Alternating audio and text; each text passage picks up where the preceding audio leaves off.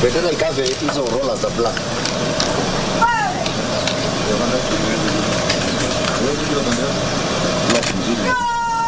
Non l'ho capito.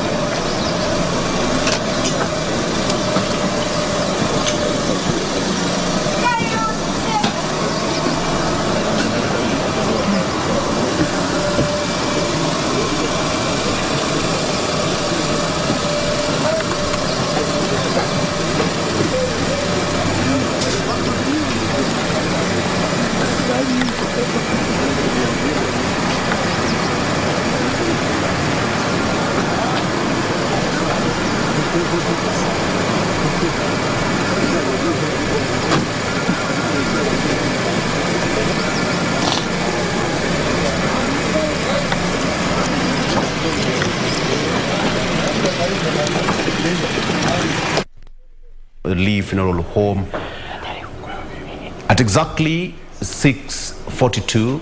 The body left the facility and straight into the black Jaguar military hearse that is going to be chauffeured by a military officer.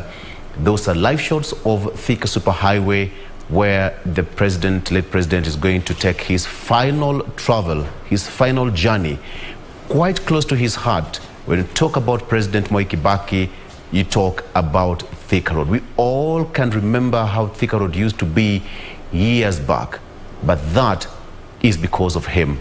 And we say, asante sana for that, the free flow.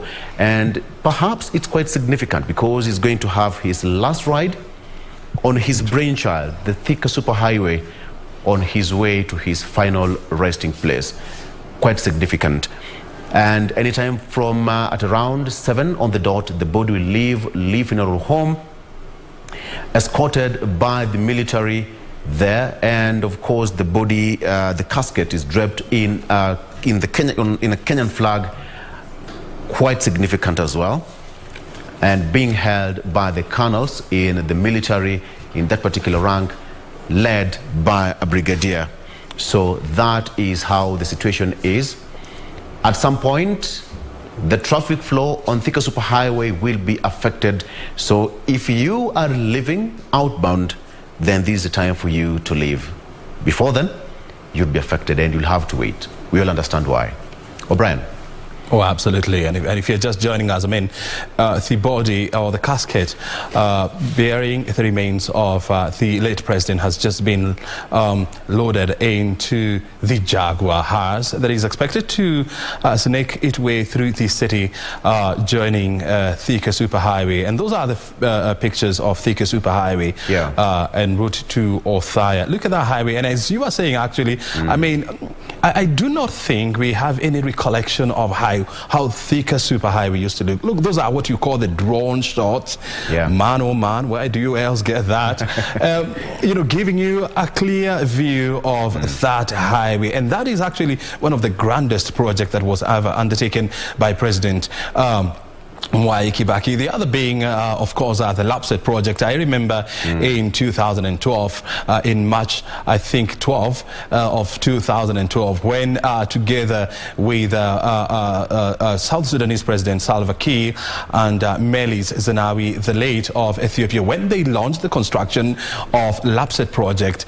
And we saw in last year when President Uhuru Kenyatta actually launched the first bath at Ethiopia, the Lamu port. It was such a significant moment. For the first time in more than 60 years, you know, Kenya was now constructing its first port, you know, from scratch. I would have really wanted to hear, you know, what were the thoughts of President Mwai Kibaki, you know, in regard to the ongoing continuous legacy of his infrastructural expansion that is being undertaken by the current regime of President Uhuru Kenyatta. But I'll also be talking to, those are some of the issues that we shall be talking to the people that are already in studio with us here. And we'll also be trying to feel their thoughts on when they interacted with the president, what was his feel about how the country or the direction that the country is taking, you know, in regards to different aspects. Talk about politics, you know, socio-economics, you know, among other things. So those are some of the things that, you know, we'll be discussing with a team that is in the studio, a team that is well known to the president and a team that knows the president quite well. And so I'm being informed that any time from now the body is expected to leave the Lee Funeral Home. There is a little bit of reorganization around that area in a bid to ensure that you know, there is a smooth flow of traffic around that area. And as Victor, you were saying, I mean, if you want to use Thika superhighway, this is your time to do that. Otherwise, there will be a little bit of snarl up. So you are advised to use it now if you can, because once the body starts snaking its way through that highway, then you expect it to find a little bit of a traffic jam around that area. So it's up to you now to, you know, also make, you know, alternative routes that you're going to use in case you want to use that highway. But of course, I mean, the public has been informed about these well in advance, so this is not going to be a surprise. I mean, throughout the week, you know, people have been told that President Kenyatta's body, I mean, President Kibaki's body is going to be taken by road to Othaya, and so you would expect a little bit of disruptions there. But anyway, these are some of the small disruptions that we can bear with in a bid to ensure that President Kibaki is given a national send-off. Victor. Absolutely. And perhaps if we just ask the guest, you know, when you look at this particular kind of an event, you'd easily feel the presence of a head of state posthumously, because when you talk about President Mwai Kibaki, so much can be spoken about him, because, you know, the military is involved. Yes, he is a former head of state, but then the involvement of the entire government in this process, it's something to be admired. Well, absolutely. I mean, and I think this is what Professor Chege probably would tell us. Yes. That's a very interesting question that my colleague Victor is raising. I mentioned the fact that at the very start of our nationhood and liberation from colonialism, he was working for the ruling party and was working already with the ideas on how our economy will be planned for the benefit of the African people. You mentioned the economy, but let me say also, Mwai Kibaki's perspective on our nationhood was always African and national, never ethnic.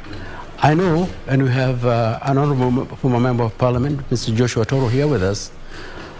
Mwai Kibaki, in public, in private, in his office, never spoke in his native language, even if you originated from next to him. It was English or Swahili, and he was fluent in both.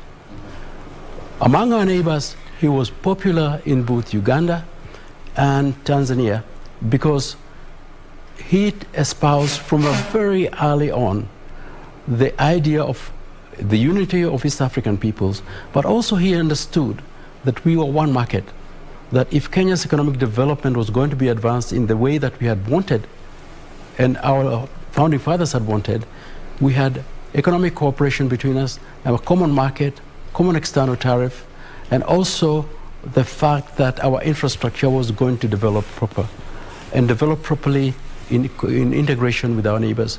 You mentioned Lamu Port, and I'm glad that this has come up. The British knew that we had a natural harbor in Lamu. They did nothing to develop it.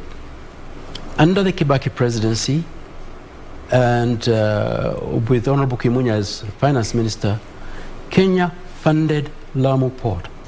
A lot of people think because the Chinese built it, that they funded it. No. This funding was originated from here, and the president ensured this. What the Kenya government got back in revenue from our own people was directed to the development of Lamu port to the end. And this is the launching that Honorable Uhuru Kenyatta launched that you mentioned. Very well, and it's also good to point out that, you know, the port of Lamu is being funded using exchequer funding. That's correct. It's Kenya money. We should be proud of this as Kenyans. And, you know, let's talk about, you know, the whole idea of, you know, constructing the superhighway. I mean, it used to be jam-clogged. I mean, of course, the situation is not different today because a lot of people have moved, you know, towards that direction. But how was the idea conceptualized, you know, to construct and to expand the thicker superhighway, bearing in mind that there were many other roads that would have cried for the same? I mentioned about the reading habits of the late president and his familiarity with the development planning in the country. He already knew when he was in the position, and even long before when he was finance minister, that roads should be built where demand and traffic is heaviest.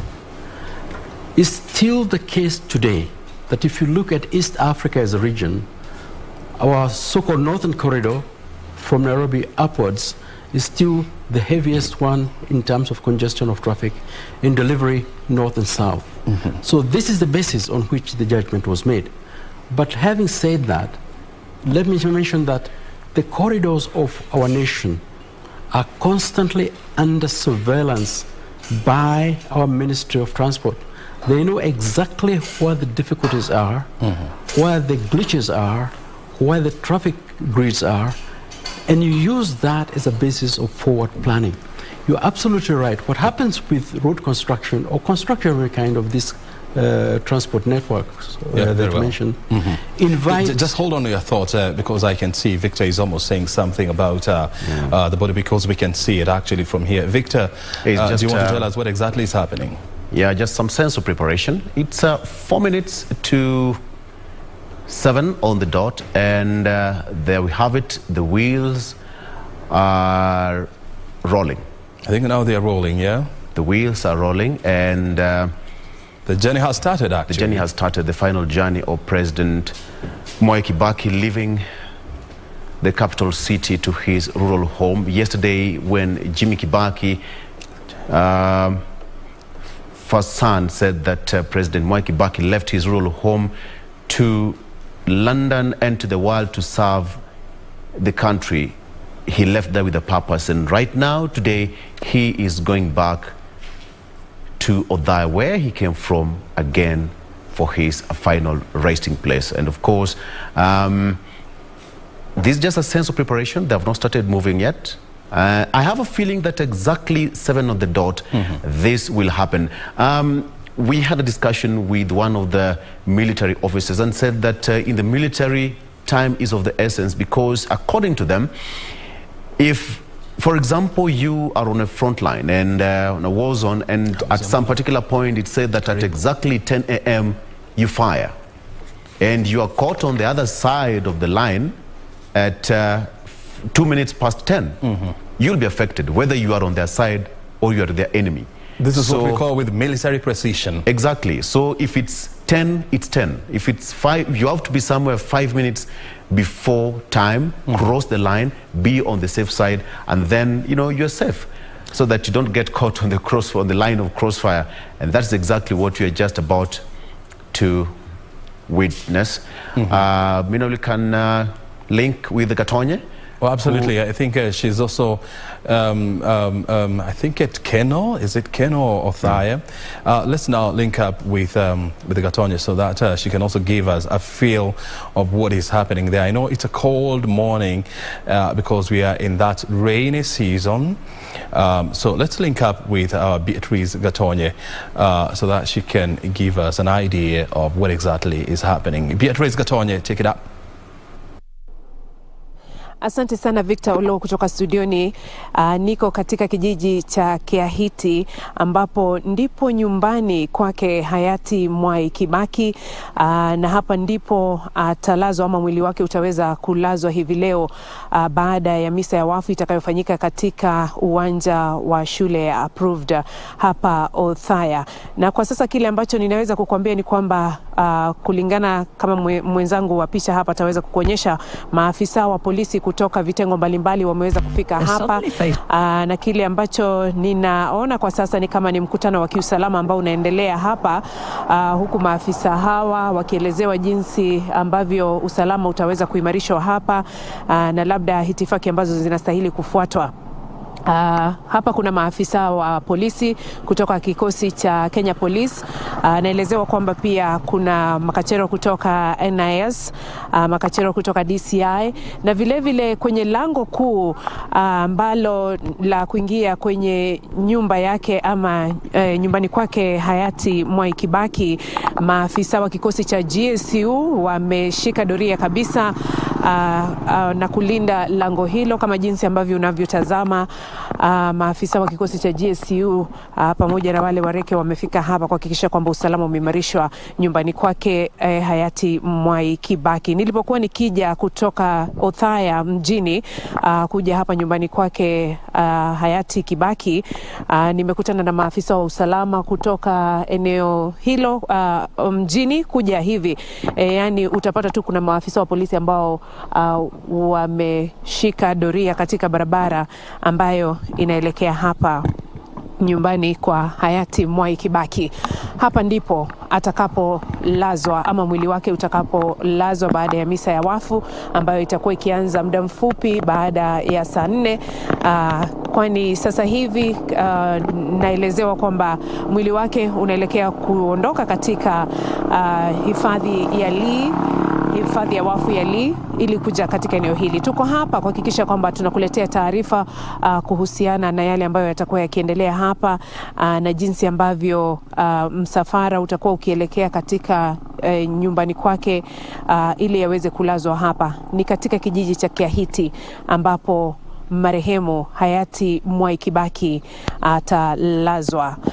Kama jinsi ambavyo umeona, usalama umeimarishwa hapa na tutakuwa hapa kukueleza mengi zaidi kuhusiana na yapi ambayo yatakuwa yakiendelea. Lakini kwa sasa hayo ndio nitaweza kukuambia, kwamba usalama umeimarishwa hapa, maafisa wa polisi wamefika hapa kutoka vitengo mbalimbali, na mengi zaidi tutakuwa tukikuletea hapo baadaye. Na kurejesha studioni kwako Victor Olo. Thank you so much, Beatrice Gatonye from Othaya there. We at exactly 7, the wheel started rolling, and it's exactly a minute past 7 as we predicted. They are now leaving funeral home. They're taking their first roundabout. That is Cold Springs, Silver Springs, so to speak. They're taking their first turn, and they're going to turn to the right to Valley Road. Exactly, to Valley Road. And then we are going to be following that route for you, the first roundabout. At exactly 7, they started their journey. As we said, with the military precision is order of the day. No room for mistake. And it's going to be like this for the next few hours, 2, 3 or thereabout hours, until they get to their final destination, that is in Othaya, Thika Road. We have got our cameras trailing that particular convoy, and they're going to be giving you that live feed from now until they get to Thika. Beatrice Gatonye just told us that security is in place, so be sure that you're so safe whenever you'll be. Yeah, and Victor, sorry if I can step on your shoes a little bit. Look, the other significant thing is that, on the left of your screen, that is the wall that surrounds the Department of Defense. That's very interesting, yeah?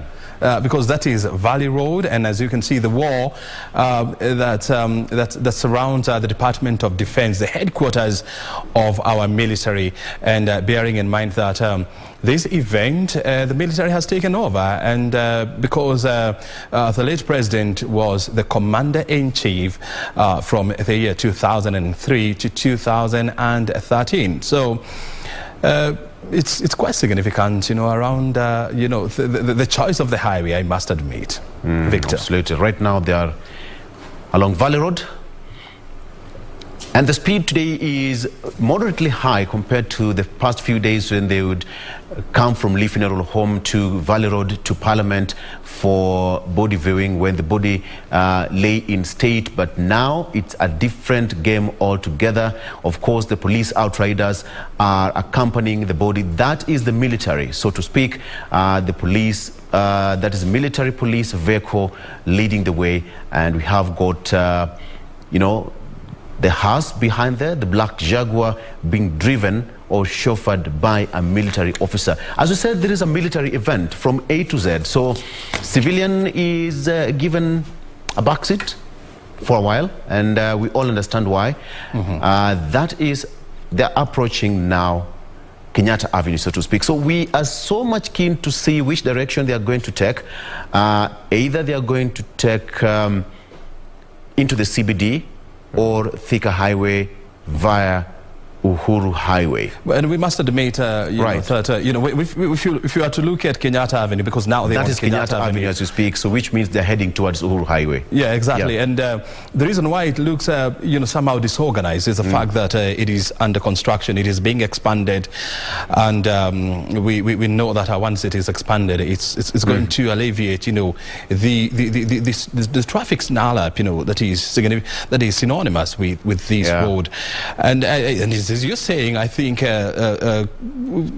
are not seeing. We are used to seeing the casket, being moved in a slow motion kind of. But today, I think the military is aware that time is of essence here, and bearing in mind that.